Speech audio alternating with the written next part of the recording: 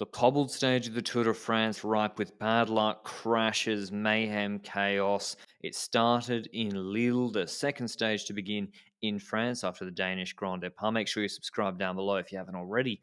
By the way, we'd have 11 cobbled sectors. It's 157 k's long, so it's about 100 k's less than the real Paris-Roubaix, 20 sectors less, and no five-star sectors. But the peloton would be extremely nervous. It's a mixed peloton with not just classics specialists. We've got Ineos and Jumbo-Visma with strong rouleur teams and familiar faces in the break.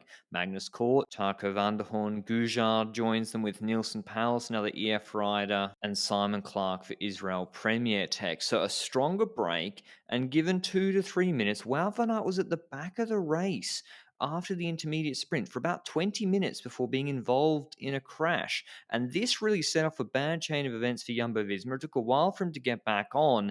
Very stressful. Nearly crashed into the back of DSM's car. Gets back on and then doesn't try to move up with Kreisfach on the right-hand side. So Wout was behaving very strangely before the first sector, where you can see it's only Christophe Laporte positioning both Jonas and Primoz Roglic.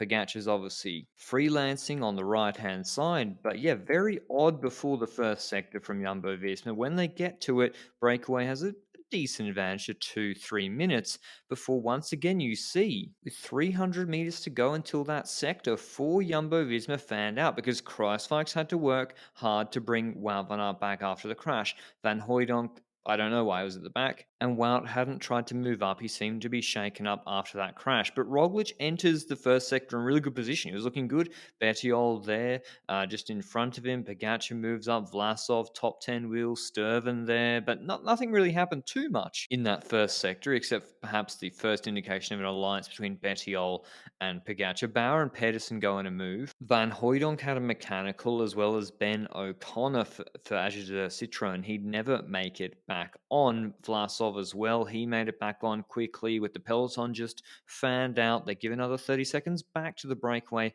before the second sector. And now the sectors are going to fly thick and fast. Quick-Step hit it hard with Merku, although they didn't have a very good day. And Wout, again, deep in the field, and it was still Christophe Laporte pretty much alone, positioning Jonas and Roglic as Desert chasing for Ben O'Connor. And that moved from Quick-Step. They got a split with Sturven, Asgren and co, but that was quickly brought back by this group with DSM.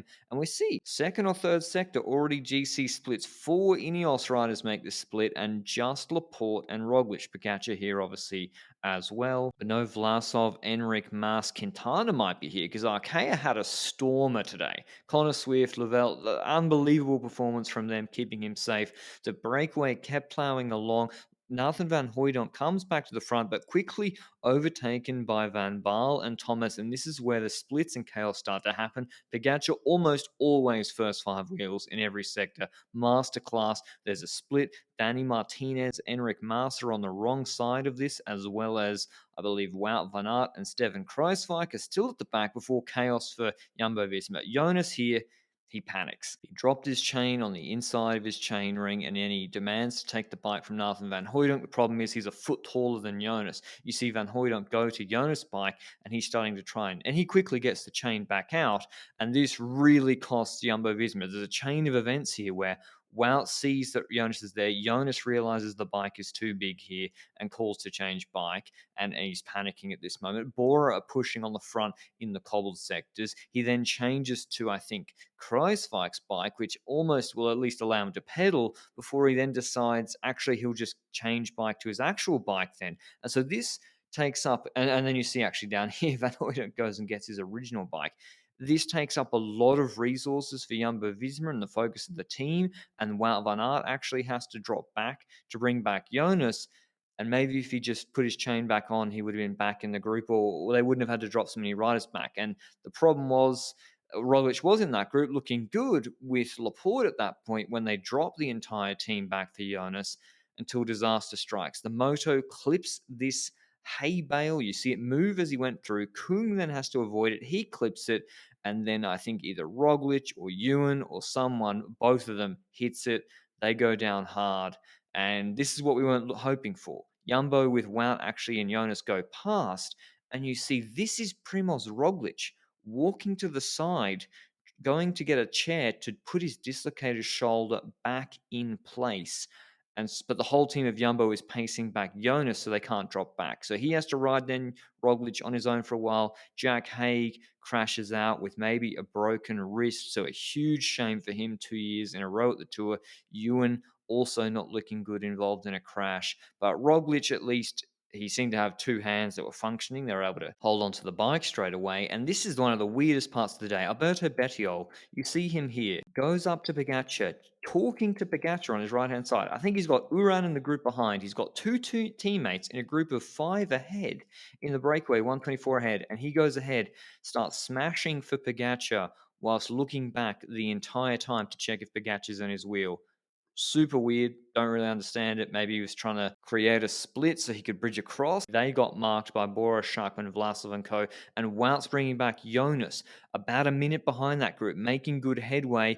Roglic, he had to ride 5 kilometers alone. And we see that Geraint Thomas actually had been involved in a crash, which we didn't see. I think it was the Roglic crash. And he's in the Jonas, Wout van Aert group. Chaos everywhere. It's taken me hours to piece this together whilst Bora were pacing on the front with Pogacar still in that group and Roglic almost 2 minutes behind the Pogacar Vlasov group. Keen to make more gains, gets on the wheel of Jasper Stuyven, goes after the breakaway, but they wouldn't take it much below 38 seconds, and it still drifted out more, whereas Roglic kept losing time, but Jonas kept gaining time on the wheel of Laporte and Wout van Aert. So with this group, Guru and Kung not really pulling, nor Arkea, Pidcock doing an absolutely marvelous job for Thomas, Martinez, and Yates, as well as Wout van Aert for Jonas. Obviously, they would come back to the Vlasov group.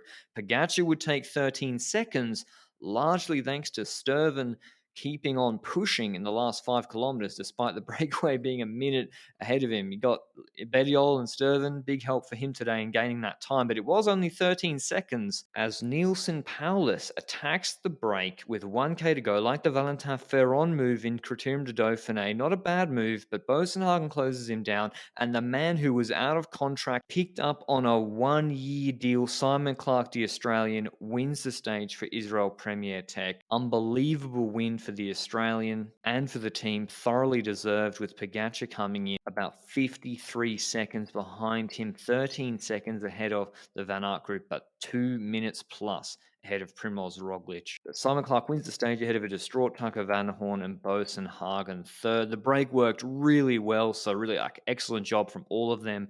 Their cohesion was fantastic. Wout van Aert narrowly keeps the yellow jersey, 13 seconds ahead of Paulus. Bosenhagen in third. Pogacar now 21 seconds ahead of Jonas and 31 seconds ahead of Geraint Thomas. Tomorrow's the punchy finish along. We will see how Roglic fares after his crash today. Hopefully he recovers well, and I'll see you with a recap of that tomorrow. Ciao.